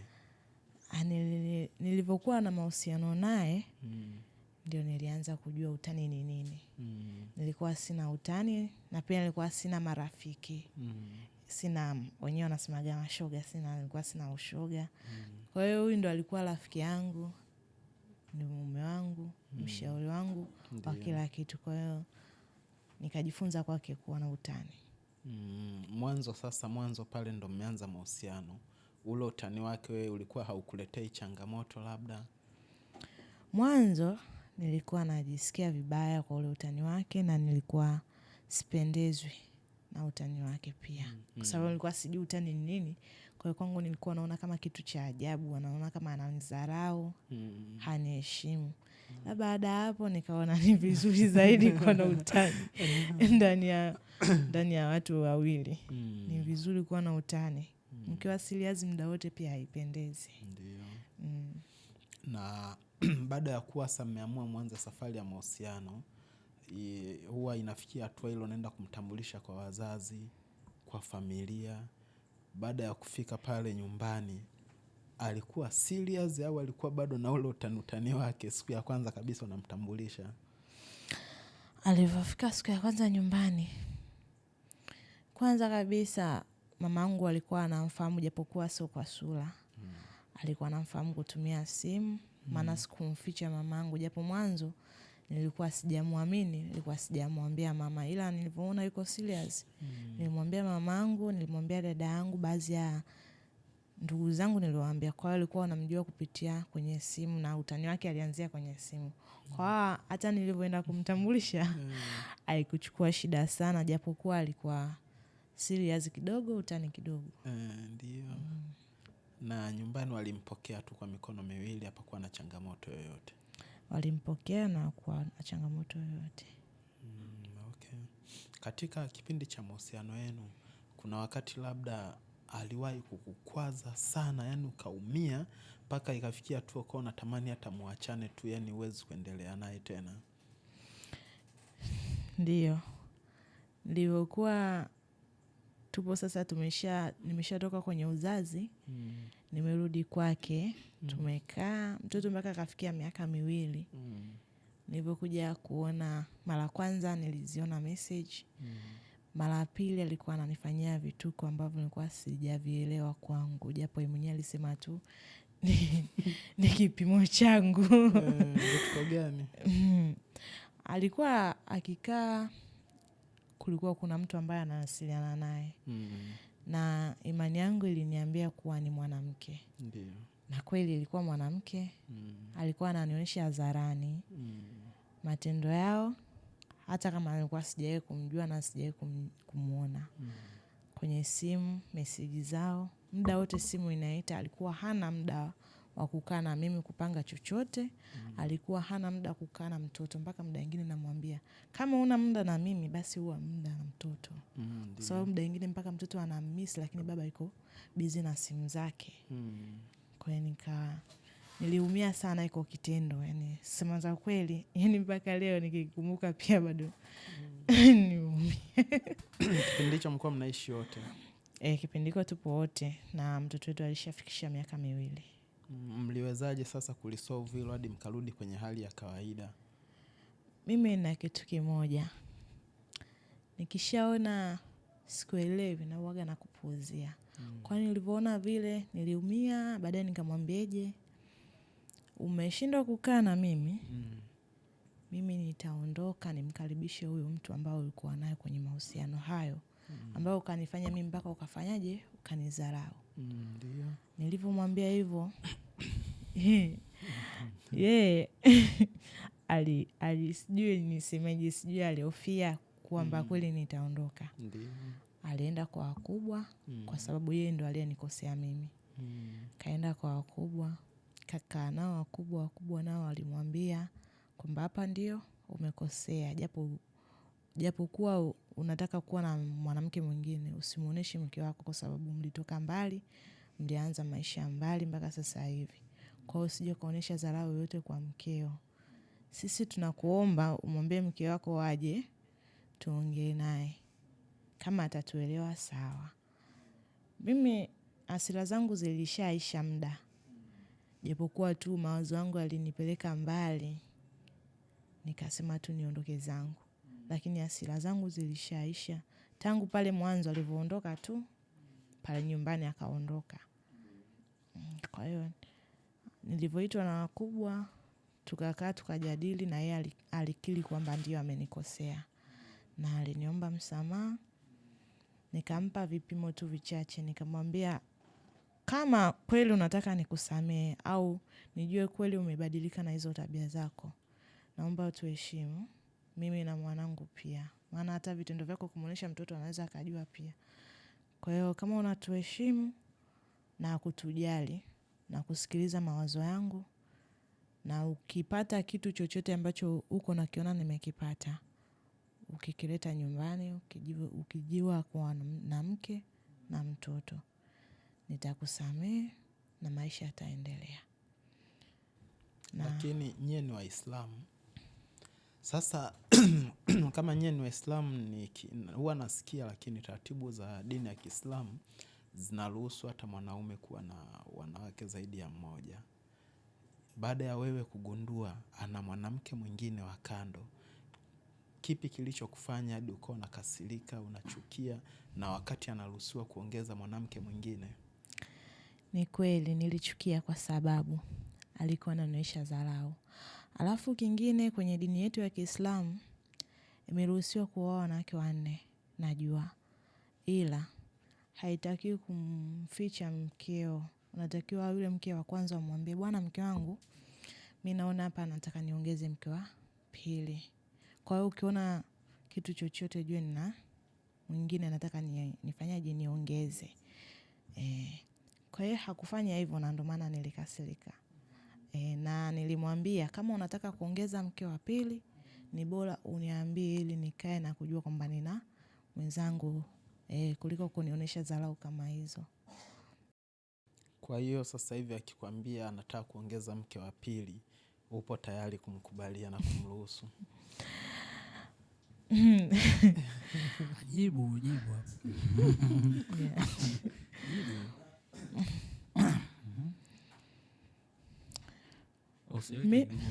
mimi siwezi kukataa. Ni yeye atakavyoona kwamba anajiweza. Maana hata kwenye hizo sheria za dini, Muislamu mwanamume anaweza kuoa wanawake 4, ila kwa masharti. Kama anaweza kumtimizia mke wake kila kitu, na huyo mke wa pili pia akaweza kumtimizia, inaruhusiwa uoe. Lakini kama unakuwa mimi nimebezi sana kwa mke mdogo afu mkubwa unamdharau, pia kwenye dini haitakiwi. Kwa hiyo mimi sioni ajabu na siwezi kukasirika akiniambia ukweli tu. Na kama nitaweza kukaa, wakiweza nitakaa. Kama sitoweza pia nitamwambia, kwa sababu inaruhusiwa pia. Inaruhusiwa kumwambia kwamba mimi siwezi, nitamwachia mwenzangu akae, mimi naondoka. Kama unaweza unamwambia mwenzako, bwana mimi naweza, wewe oa. Ni wewe tu kuruhusu, ni mke wa kwanza anaruhusu kila kitu. Sawa. Tangu umekuwa naye sasa, mmekuwa kwenye yale mahusiano deep kabisa, wewe hujawahi kumsaliti hata siku moja? Sema za kweli sijawahi kumsaliti. Na tokea nilivyoachwa na yule mwanamume, yani niseme nilivyomwacha yule mwanamume wa mwanzo, nilivyokuwa na yeye, nilivyoanza mahusiano kama hapo mwanzo, nilikuwa naogopa sana kuwa na mwanamume. Kwa hiyo nilivyokuwa na yeye nilikuwa sihitaji tena kuumizwa. Kwa hiyo nikaamua kutulia na akili yangu mimi, yani kwa mawazo yangu mimi nilisema wanaume ni wote wale wale tu. Hakuna kilichobadilika. Kwa hiyo uvumilivu wangu ndio nitakuwa nayo huyu mtu. Na yeye kama akinielewa kwa kila kitu. Kwa hiyo sikutaka tena kuingiza kitu kingine chochote kwenye mahusiano yangu. Kwa hiyo wapo lakini wanaokuja na kutumatuma vimessage saa zingine kuomba namba? Wapo wengi. Ila tu mimi, kwa mimi hapa mimi sijawahi kumkatalia mtu kumpa namba. Niseme tu ukweli. Sijawahi kumkatalia. Sijawahi kumkatalia mtu kumpa namba. Ni kutokana na yule mtu mwenyewe na akili zake. Mimi hapa mimi, hata kule nyumbani nikienda sasa hivi, vijana wa pale wananiambia kwa sababu una yule mumeo DJ ndio maana unatudharau na nini. Wanaweza wakatuma message na afu nisiwajibu. Wanaweza wakapiga simu nisipokee, na muda mwingine nawapa namba alafu na block, au nawapa namba tofauti na yangu. Au unawapa ya mumeo. Ndio waga nafanyaga hivyo, sijawahi kumkatalia mtu kumpa namba, ila kwenye mahusiano mimi hapana. Sasa shemeji, mimi nikikurudisha nyuma kidogo, kipindi kile bwana mkubwa hapa anapambania sasa ili kusudi mwe kwenye mahusiano, muda huo alikuwa ni yeye peke yake aliyekuwa na kufukuzia au walikuwepo na wakaka wengine? Kusema za kweli walikuwa wengi. Walikuwa wengi. Ambao nilikuwa ni mwatarget walikuwa kama watatu. Walikuwa watatu. Walikuwa watatu. Kuna huyo mmoja naye alikuwa anaishia tu kuongea na mama kwenye simu. Mamangu alikuwa ananiuliza, kwani wewe una huyu na huyu inakuaje? Nikamwambia mama, hilo swala niachie mimi. Kuna kitu ambacho nakitafuta hapo katika hao watu hao watatu. Huyo mwingine alikuwa muda wote ni mtu wa kazi na yeye. Kwa hiyo nikasema huyu pia hapana, kwa sababu muda mwingine unabidi, ndio kazi zipo, unatakiwa ufanye kazi, lakini kuna muda ambao unautenga kwa ajili ya mwenzio, kwa hiyo nilivyomuona vile nikasema hapana, siwezi naye. Nikabakia nao wawili, ambaye huyu na huyu mwingine ambaye alikuwa anawasiliana na mama, alikuwa anamjua mama. Nikabaki naye. Yeye nikachekecha kwake. Kwa sababu na yeye alikuwa mbali, hakuwa anakaa mkoa huo. Ndio. Alikuwa anakaa mbali. Nilivyoona na yeye muda mwingine unaweza ikapita wiki moja hapatikani. Mara nyingi anabadilisha sana namba. Ndio. Kwa hiyo sikuweza kujua undani wake kwamba ana mwanamke au la, maana mtu kama huna mwanamke huwezi ukabadilisha namba kila siku. Ndio. Haiwezekani. Yeye alikuwa anabadilisha namba kila siku. Anaweza akakaa wiki nzima asikupigie simu. Ukimpigia sipatikane. Akaja akakutafuta namba nyingine akakwambia mara sijui simu yangu imeibiwa sijui. Hapo sasa mshaingia kwenye mahusiano naye au ndo anapambania tu? Wanapambania wote. Ndio. Kwa hiyo nikaona naye huyu anifai. Na uambie wakati huo ukuwa mnene kama hivi. Sawa. Lakini nilikuwa mzuri. Hiyo ulikuwa mwembamba. Sawa.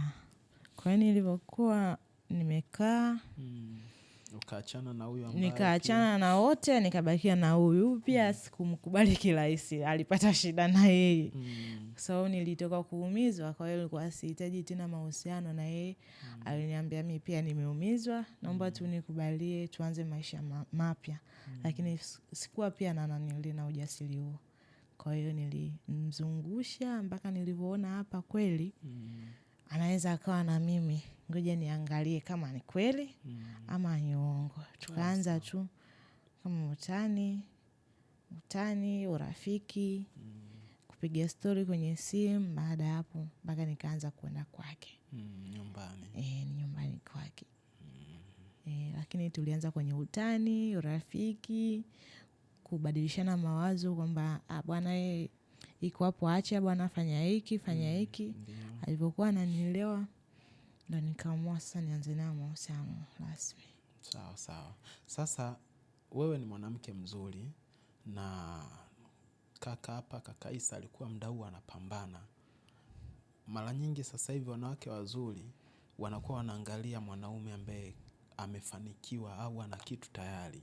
Wanakuwa wataki yani kwenda kwanza na mwanaume ale maisha ya chini sana. Wewe ni kipi kilichokuwa kinakupatia imani hadi ukaamua kumkubalia mwanaume ambaye hana kila kitu, amesha kueleza kabisa yeye maisha yake ni magumu, ndo kwanza anajitafuta? Kipi kilichokuwa kinakupa imani na kiburi? Niseme mimi toka niko shule nilikuwa na ndoto kuwa nikipata mtu nianze naye chini, sikutaka ule mwanamume ambaye yuko juu. Kwa hiyo nilisema kabisa kwamba namtaka mwanamume ambaye yuko chini nianze naye. Kwa hiyo ndio iko ambacho nilichokuwa nakitaka mimi, na iko ndio nilikuwa nimekipata kwake. Nilitaka hivyo. Sasa mfano umepewa nafasi ya kuzungumza na kundi kubwa la wadada ambao ni maslay queen, madada wa mjini wa sasa hivi. Umepewa nafasi ya kuzungumza nao kuhusu uchaguzi wa mwanaume. Ungependa kuwashauri wazingatie nini wanapokuwa wanachagua mwenza wa kuanza naye maisha? Mimi cha kuwashauri kuwa maisha ni popote.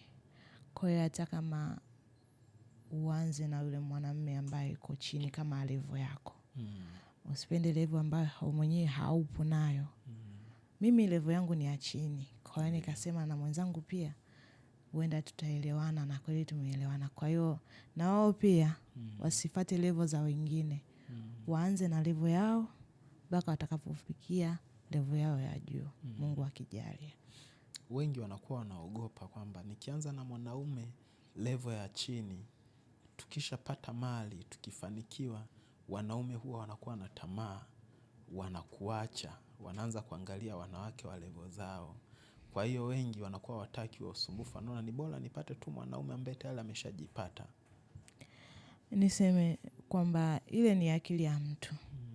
Kwa kila mtu na akili yake. Mimi akili yangu iligota hapo, nianze naye chini mpaka nitakapokuwa naye juu. Kwa hiyo kama yeye atakuja kubadilika ni yeye na akili zake. Ila mimi nitaka hivyo, nianze naye chini. Sawa sawa. Umesema maisha ni popote pale. Inatokea sasa leo Isa anakuambia twende tukaishi labda Katoro au uko Iringa vijijini. Muache ya maisha mlionao sasa hivi, mkaanze maisha ya ukulima.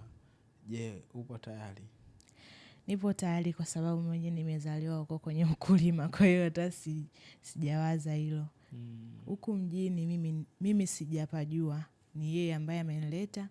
Nilianza mahusiano mpaka sasa hivi nilipo ni yeye ambaye amenileta. Kwa hiyo mimi nimetoka kijijini na maisha yetu pia ni ya kijijini wote. Sawa sawa.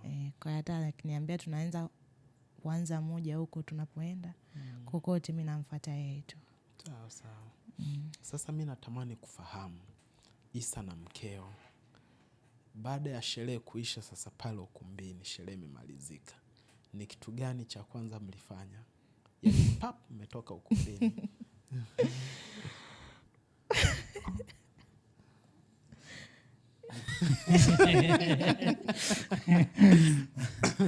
Aibu naona mimi. Kitu cha kwanza tulichofanya ni kuwasimamia wageni wetu mpaka wamerudi, yani kutoka ukumbini kurudi majumbani kwao. Ndio kitu cha kwanza, tukawasimamia wageni wetu kuhakikisha kwamba, kwa sababu tulikuja na walikuwepo wageni wengi wa kutoka Dar es Salaam na wenyeji wao ni walikuwepo baadhi ambao kama sikosei kwenye watu waliotoka huko sidhani kama wanafika hata 7 au 6. Kwa mimi naye nilikuwa mmoja wapo kuhakikisha wale watu wanaenda kukaa sehemu ambao na uhakika na usalama wa kutosha, kwa sababu lolote likitokea pale, kwa sababu sisi tulichoangalia cha kwanza tusitie aibu na tusi katoka kule mtu akatoka Mkamkwaza. akafanya kitu cha ovyo. Ikaonekanika kwamba tumeenda kule, wametupokea, wametupeleka wageni wao, lakini kama wametutelekeza. Sawa sawa. Kwa kitu cha kwanza tuliwapa kipaumbele wageni wetu. Kwa ukisema baada ya harusi kuisha mlifanya nini? Tukio la kwanza tulihakikisha kwanza wageni wetu wanafika salama, wanapumzika. Baada ya hapo kama mtu atatoka unampa tu bwana, huko kuna matukio usiku hivi na hivi na hivi, kwa ukitembea hakikisha usitoke peke yako, toka hivi na hivyo bwana, ili mnapotoka wili na kwa rahisi kabisa mtu anakuwa anajua umeenda wapi na uko wapi. Sawa. Kwa ukiachana na hayo tulitulia tukaanza bwana, hili limepita, tufanye nini cha kuendelea kuendeleza na maisha yetu.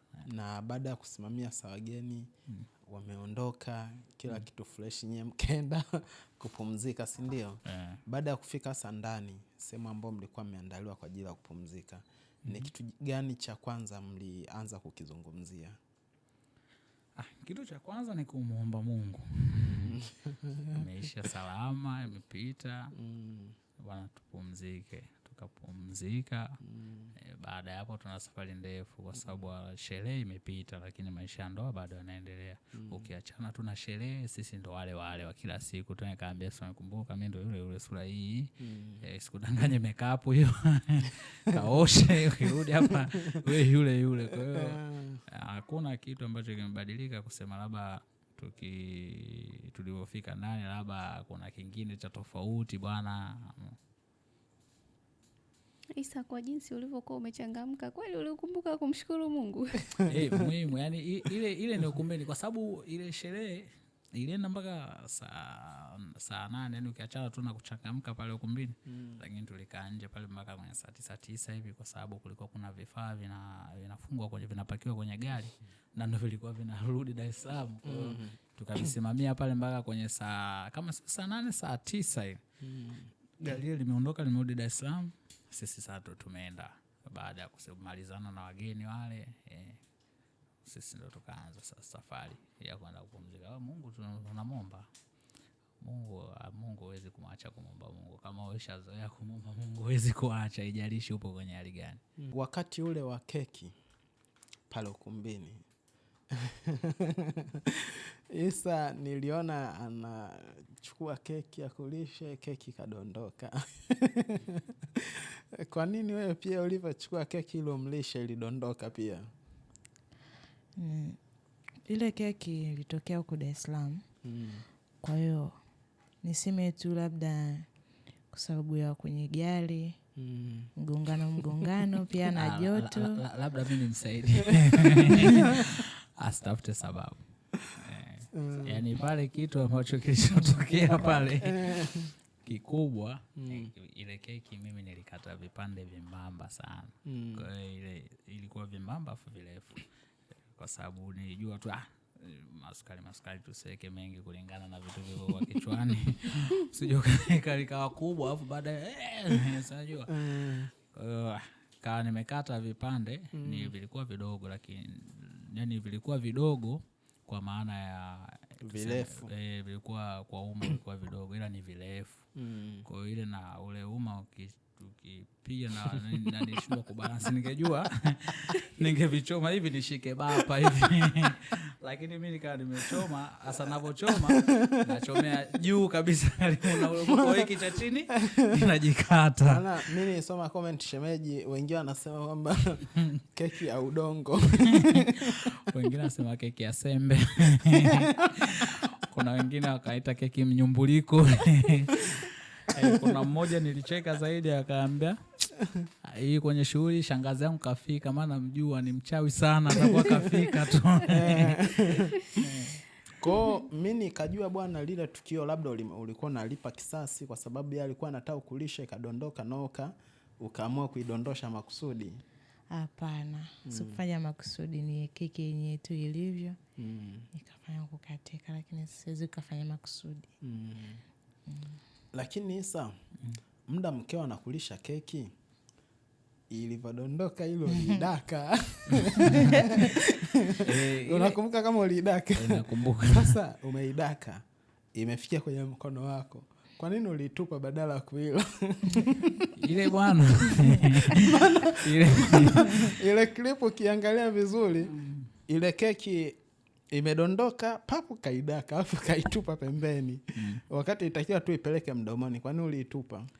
Unajua ukiachana na mpiga picha ambao sisi tumemchukua wa sherehe yetu, pia DJ Bugatti anampiga picha wake. Sasa nikamwambia kwa hiki nikikifanya hapa Bugatti huyu atanirekodi huyu.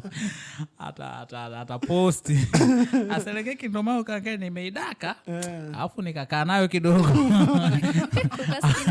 Nikasikilizia alafu nilipokumbuka ndo nikaitupa. Kwa sababu Bugatti toka aje akasema mimi nina nyinyi. Kwa sababu na nilipoangalia sasa nikakumbuka akasema Bugatti akili ana hapo unaweza ukapiga ile tukio alafu wewe kalikuta kalichukua mazima unaenda kuzalilika. Na sisi tuna mtindo tukisharudi kuna magrupu hapo, kwa hiyo tukishafika ndo tunaanza kucheka ila sasa ile na shughuli nyingi za madj asilimia kubwa tunaaibu sana kwenye sherehe. Kwa hiyo sasa kila mtu akawa na compare kwamba wewe ukifika wewe itakuwaje. Na madj wengi wanatoaga sana wanatoaga mistake kubwa sana. Sasa akishauri na kuja kwenye group wasema baba hivi ndio ulikuwa hivi. Sasa mimi nikafanya nikaona hapa kuna Bugatti. Ile ulikuwa na plan ya kuila? Nilikuwa na plani ya kuila kwa sababu Bugatti na Ijango ndo mpiga picha wa Bugatti. Sasa Ijango na Bugatti akili zao ziko sawa. Nikasema hawa watu wawili hawa nikizubaa tu mimi ninao. Kwa hiyo nikajitahidi sana. Kwa hiyo sasa ile mistake lakini bado Bugatti akaichukua hivyo. Kwa hiyo na kingine nimshukuru sana Bugatti. Yeye ndo kafanya mpaka sasa hivi sisi tuko hapa na tumefikia hivi kidogo. Ni kitu kikubwa sana kwa maisha yetu. Kwa hiyo ni tukio letu la 3 ambao ni muhimu. Ukiachana na birthday ambayo mfanya mke wangu, ukija kwenye harusi ambayo simamia mabosi wangu, nakuja huko kwenye social media ambazo nani DJ Bugatti ametupigia tagi kubwa sana. Na kitu kikubwa kweli kwenye maisha yetu, maana bila zile klipu za yeye si tusingefika hata hapa. Lakini keki ulivyoitupa hukujuta, kwa nini maitupa kula deki ile keki ile? Yani unachosema vyote hivyo, yani mimi roho niuma, lakini sasa changamoto naanzaje? Kuna Ijango na Bugatti ni shida. Kuna Ijango na Bugatti. Naanzaje? Kwa sababu picha linaanza kuna jamaa alikaa tu kwenye basi, yani alikuja sherehe alikaa tu kwenye wao walikuja na gari ndogo, alikaa tu kwenye gari, alipokurupuka kafika yupo Mangula. Alafu alivyoshuka kwenye gari kavaa ndala huku nani usendo huku nyeusi huku nyeupe. Bugatti pale akamchukua clip akaposti. Sasa nikumbuka na yale matukio akasema kwa akili ya huyu Bugatti siwezi kupona. Kwa hiyo sasa ile japo nimefanya yale yote lakini bado. Na ndio maana kabla ya kuposti Jango alinipigia simu akasema bwana zile clip sisi tunaposti, tulichukua zile tunaposti. Nikamwambia posti ilikuwa saa 10 ile. Nikamwambia posti, akaniambia lakini kuna za ovyo. Nikamwambia hamjaniotea. Akacheka akakata simu. Baada ya kuposti sasa simu ya kwanza kupiga ni ya dada yake huyu. Anambia nimeoneshewa hapa sijui wewe ulimnyima mume wako hela ukumbini. Watu wanapenda hii idumu sana. Nikamwambia sasa wewe alivyoniambia nikamwambia eti kuna clip huko mimi kwenye maila. Nikamwambia wameona wapi wakati hamna yani video yote iliyotoka mpaka sasa hivi. Sasa nilisahau kama nilimwambia Ijango post. Baadaye ndo simu zikaanza zikaingia nikamwambia hebu nipe kwanza buku hapo niweke kwanza MB hapo niangalie kuna nini. Kwa nikaweka nikachungulia chapu kwa sababu na wifi pale ndani kwa hiyo iliisha. Nikamwambia hebu nipe kwanza, nikaweka nikaangalia nikaona kumbe hii. Nikaanza sasa pale kusoma comment na nikamuita nikamwambia njoo tukae hapo. Kwa sababu sisi tukaaga ndani muda mwingi pale, kwa sababu hata TV yenyewe tunanyimwa huyu bwana mdogo ndo anaamua weka katuni. Kwa sasa sisi wote tunamsikiliza akisema weka katuni tunaweka katuni. Kwa hiyo una bando, kwa hiyo unaangalia tu kinachojiri huko, kwa sababu mpaka sasa hivi yani hiyo TV yenyewe yule baba ndo kila kitu. Kwa hiyo ndo anatoa amri yake, asipokuwepo labda ameenda shule hivi ndo naika tunaangalia vitu vingine. Kwa nikamwambia hebu tuangalie, tumetulia, huyu baba yuko busy, sisi tunaangalia, ndo tukaona maana ndo tukazikuta hizo message. Biharusi mbona kama mshangazi, afu jamaa ndo ile. Kwa hizo zote hizo ndo hivyo, lakini changamoto ile keki ile kuitupa pale bwana. Target yangu kubwa nitaka Bugatti asipate kitu cha kuposti cha kunizalisha. MC naye mlitoka naye Dar es Salaam au MC ni wa huko? MC mlitoka naye Dar es Salaam. Yule MC nilimchukua kwa sababu yule naye, yani yule ndo sherehe yake ya kwanza ile bismillah pale anapewa harusi ya kwanza ndo ile. Kwa sababu bosi mmoja anakaa anambia mkabuza, umemchukua huyu akili zake huyu unazijua. Nikamwambia mimi hivyo hivyo, huyu sasa ndo mzuri. Akamwambia wewe Pimbi ana akili Pimbi. Nikamwambia mimi namtaka. Kweli nikampigia simu Pimbi, bwana baza Pimbi mila 1 2 3 vipi? Hiyo mapema tu suti naagiza Uturuki. Nikamwambia sawa, shingapi? Akamwambia wewe lete hela uliokuwa nayo. Nikamwambia hii vipi nafaa? Akasema hiyo hiyo fresh. Tena hapo napata suti na change na bari. Nikamwambia sawa, ila wewe unatakiwa tuchangie. Akasema utakata umo kwenye la mtao. Nikamwambia sio hii. Kwa sababu leo hapa kuna nauli. Sasa wewe MC, lakini kuna nauli ya kuja kwenye sherehe vipi? Chukukata hapa kwenye mchango alikuwa bado hajatoa. Nikamwambia hii usipigie mahesabu, hii ipo utapewa. Kwa hiyo akamwambia ina shida. Kwa hiyo akapiga kazi akachangia hela yake na sisi tukamlipa. Kwa hiyo MC yani toka tunatoka huko, kwa sababu ni kitu ambacho kingine nilichomchukua yule MC. MC yule ni mtu wa matukio. Alafu ni mtu wa vituko sana. Kwa hiyo unajua kivyo vyote huyu akisimama pale watu watacheka, watu watafurahi. Na kama mlivyoona kuna clip nyingi MC kafika kati kasimama juu ya kiti na alimwaga uno. Kuna zingine ziko nyuma huko zilipigwa taarabu kwa sababu sherehe ya Kiislamu. Zilipigwa taarabu, MC akajificha, yeye alikoona kwamba alikokaa watu hawajamuona, lakini walimuona, ila wamepost tu kwenye group. Zimemnasa ila wamepost tu kwenye group. Kwa hiyo ni sisi tulitaka watu wafurahi, kwa hiyo tulichoshukuru watu wengi wamefurahi, na ndio ilikuwa kitu muhimu kwetu, yani watu wa enjoy, yani mtu atoe mchango wake lakini akifika kule enjoy, yani shughuli isiwe kama huko, yani isifike wakati mtu akaona mbona kampa MC. Kwa shughuli yetu hatukutaka kuwapa MC ambao wana majina tayari, kwa sababu pale ingefika ingeanza MC yule ngoja tumwangalie anafanyaje. Kwa hiyo mkutata ufanisi wa watu wa MC ungekuwa wengine wana confidence na kwa sababu MC wenzangu wote wapo, alafu wote wana majina kidogo, ingekuwa mtihani. Kwa hiyo tulipompa Pimbi, Pimbi akasema hii imeisha. Muhimu si matokeo yenu tu, yakienda mengine niacheni mimi. Kwa hiyo tulishukuru Mungu imeenda sawa. Kwa hata pale MC wengine waliomuona wale wageni wakasema ambao kwa wageni kwa kule, ila kwa huku tunafahamiana. Wakasema Pimbi uko sawa, ukikomaa kazi 2 3 ila kwa fresh. Na mwenyewe pale akajitangaza kuanzia mwakani sitakuwa tena DJ, nitaanza OMC. Kwa naomba kibali kutoka kwenu. Kwa hivyo kwa Pimbi ni mcheshi, ni mtu pisi sana. Sawa. Sasa tukiwa tunaelekea mwishoni, Mr. Issa, sisi tunajua una busara nyingi sana, pamoja na vituko ulivyonavyo, ucheshi, comedy, lakini una busara nyingi sana. Miaka hii mingapi? Zaidi ya miaka 3 kwenye mahusiano hadi mnakuja kufikia kufunga ndoa. Ushakwepa mishale mingi, ushakutana na vitu vingi kwenye mahusiano, vyenye kuumiza, vyenye kufurahisha. Sasa sisi tunahitaji uongee na kijana ambaye bado hajaoa, anaogopa kuoa kwa sababu hana pesa, hana nyumba. Mwingine anasema kwamba mimi hadi niwe tajiri ndio nitaoa. Ongea na huyo kijana. Mimi hiyo kwa mimi, lakini kama ataipenda ataichukua, kama ataona hii kwake sio sawa basi. Ila tu kitu muhimu mimi ninachomshauri amchukue, yani aanzishe mahusiano na mtu ambaye anamfahamu au kufahamiana naye. Unajua kwa sasa hivi Dar es Salaam hapa mambo ni mengi, kwa sababu hata sisi wenyewe kwenye kampuni yetu pale tu, kitu cha kwanza bosi ukifika tu anakuruhusu, hatutaki wageni, hatutaki mwanamke ndani ya ofisi, kwa sababu wanawake sasa hivi wengi Dar es Salaam hapa wamekuwa kama wengi wachoreshaji.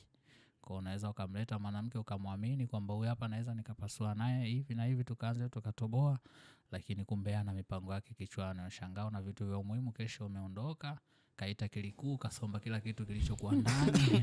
Kuna mwanangu mmoja ni msanii huyu wa Singeli, alikutana na mwanamke huko, kwa sababu mahusiano unaweza ukaanzisha popote pale. Unaweza mkakutana disco, mnaweza mkakutana hata kwenye mpira, mnaweza mkakutana popote. Kwa alikutana na mwanamke kwenye mishemishe zake za muziki,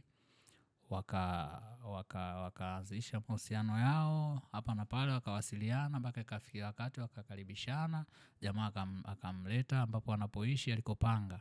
Wenyewe wauni wanasema ghetto, vijana wanaita ghetto. Hapo maana ni Riverside hapo. Umleta yule mwanamke, wakakaa naye kweli jamaa, na jinsi yule dada alivyotulia akasema atatoboa naye. Kwa hiyo ikafikia siku mwanamke yule jamaa yuko busy, akamwambia mimi bwana ndaondoka hapa, kuna nasafiri naenda sehemu, fungusi naijua inapokaa, ukifika wewe utaangalia vyovyote, utaenda, mimi naenda narudi baada ya siku 3. Kwa hiyo mwanamke alivyoambia vile akasema sawa. Siku ya kwanza ilipopita, siku ya pili, baadaye mwanamke akaja akasomba, kilikuwa akasomba. Majirani wanauliza tu vipi, amea si tunaama. Kwa hiyo muuni anakuja pale anakuta chumba cheupe, na asilimia kubwa sisi washikaji wenyewe wanasemaga tunaokaaga ghetto, sio kwamba ukimwona sijui huyu rafiki yangu nakaa naye, yani sio rafiki yangu, yani ghetto lile watu wanachangia, yani pale wanachangiana, ukuta huyu kanunua kitanda, huyu kanunua, au wameanza kuchangiana kununua kitanda mpaka vyote vilivyomo.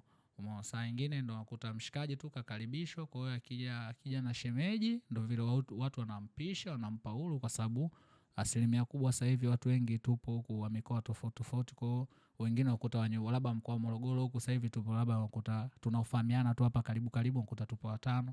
Kwa hiyo ni rahisi mtu mwingine anavyokuja na shemeji kumuombea chumba sehemu nyingine, jamaa akakaa hata siku 2-3 ili yule shemeji akiondoka wauni warudi ghetto. Kwa hiyo sasa cha kuondoka nacho hapo muhimu, achukue mwanamke anayemfahamu, waanzishe mahusiano. Kama sio kumfahamu, kuna kumfahamu kwa aina nyingi. Unaweza kumfahamu tu hivi, lakini mkaishi kwenye mahusiano yenu tu ya kufahamiana, mkakaa muda mrefu, kiona sahihi kakutambulisha kwenu, unamjua hapa ndo kwao, hapa ndo vyote, wewe chukua kaa naye. Kwa sababu ukisema usubirie mpaka ujitafute, kuna wakati wewe unasema mimi nikijipata ndo nitaoa, alafu Mungu naye ana mipango yake, anakuambia wewe unatakiwa uoe ndo ujipate. Unaona? Kwa hiyo sasa wewe wakati wewe unasema mimi ngoja nitafute maisha kwanza alafu ndo nioe, kumbe watu wanahesabu wewe uoe kwanza ndo upate maisha. Kwa hiyo kila kitu kipo 50-50. Kwa hiyo na hata hivyo kwa wanawake, kwa mwanamke sasa mimi nikimpata mwanaume ndo nitatulia, alafu kumbe kuna mwanaume yupo anakuambia nakusubiria utulie ndo nikae na wewe. Umeona? Kwa hiyo sasa hapo kila mtu bado yupo kwenye sintofahamu. Kwa hiyo kikubwa cha kuzingatia kama kijana, usiogope. Yani uzuri ukishakuwa na mwanamke, unapunguza vitu vingi sana. Kwa hiyo utafanya mambo mengi makubwa, kwa sababu hela uliokuwa unaitupa mwanzo. Kwa sababu ukikaa hivi kwenye mahusiano, lete chipsi kuku, unaingiza unatoa chipsi kuku, lakini nyumbani fika tu bana mimi sina hela 2000 tu, wali maharage, maisha ndio maharage hapo, mchele upo ndani, maharage tu fresh.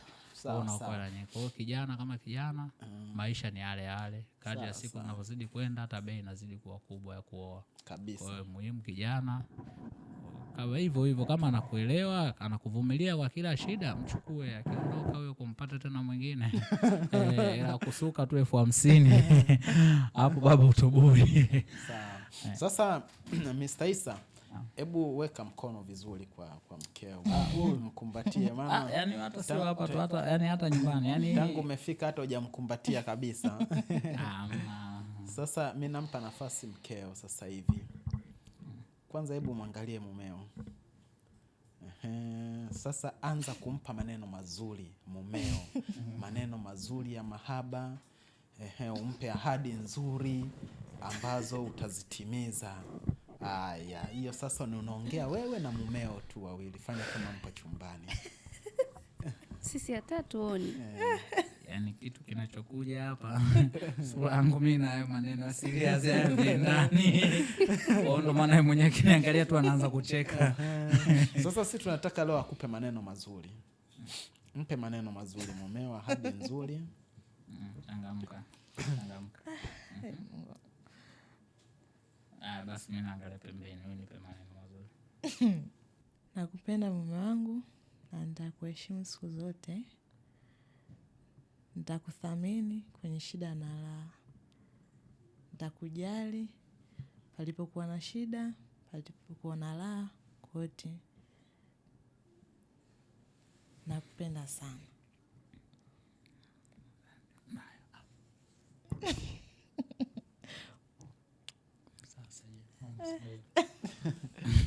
Na wewe Isa? Kitu kikubwa ambacho naweza nikamwahidi mke wangu kwamba nitakuwa naye kama tulivyoanza, tulipotoka mpaka hivi sasa na tunapoelekea. Nitakupenda, nitakujali, nitakuheshimu. Pia mimi nitakuwa kama ngao yako kukukinga popote itakapotokea chochote. Mimi nitakuwa mtu wa kwanza, nitahakikisha nakuwa bora kila siku. Nakupenda mke wangu. Haumtanii kweli? Isije kuwa na mtania. Bosi mbona mwenye atabasamu. Huyu anachukua maneno mawili. Sasa tunaomba Isa sasa jizungumzie wewe kama kichwa cha familia. Maana kuna wengine wanakuona kama DJ. Wengine wanakuona kama DJ, wengine sasa hivi mtandaoni wanakuona kama hamnazo, wengine wanakuona kama dishi kidogo. Sasa we kama wewe gentleman, kichwa cha familia, hebu jizungumzie wewe mwenyewe, jipe maua yako. Mimi kwanza kitu cha kwanza ambacho naweza kujipa maua yangu, kumiliki kwanza kichuma, kwa sababu mwanzo pale niliwaambia watu kama ulikuwa mwembamba, huyu alikuwa mwembamba, yani muone hata mimi mimi mnene. Kwa kitu ambacho naweza kujipongeza cha kwanza, kumtoa pale alipo mpaka kufikia hapa saizi. Alafu sio sasa hivi tu, nimeongeza na mwingine, yule jamaa yupo mdogo yule. Ukiachilia tu na komedi na ucheshi, mimi ni baba na mtoto mmoja wa kiume na ana miaka 3. Sio baba mwenye mtoto fulani, mimi baba afu namlea. Kwa familia yangu yote ipo chini yangu. Kwa kitu ambacho naweza kujipongeza ni kwamba sijakimbia majukumu. Kwa changamoto zote zile za baba, za familia zote mimi nazisolve mwenyewe. Kwa ikitokea labda imeshindikana sana, ambayo inahitajika labda gharama kubwa zaidi, hasa hiyo haijatokea na tunaomba Mungu atuepushe. Lakini binafsi kitu cha kujipongeza mimi ndio hicho, kwa hatua ile niliyofikia kuoa pia ni baba. Na mtazamaji wa The Wedding Cycle, hii ni tamati ya podcast yetu kwa siku ya leo. Tulikuwa naye hapa Bwana Isa na Bi Amina. Tumezungumza nao mambo mengi. Bila shaka umepata la kujifunza. Linalokufaa ondoka nalo, lisilokufaa waachie. Unaambiwa za kuambiwa, changanya na za kwako. Mimi naitwa Dorcas Daniel, wengine huniita Double D. Mwenzangu ni Myahudi. Bana, Isa ni DJ. Isa ni mume, Isa ni baba. Yeye anakuambia hamna, unaweza ukaniita auto. Sasa safari hii ni yao, pengine inayofuata ni yako. Unaweza kutufuatilia Instagram kama The Wedding Cycle, hakikisha umetufollow. Lakini pale mjini YouTube, basi tutembelee pia, utatupata kama Myahudi Studio, na hakikisha umesubscribe. The Wedding Cycle.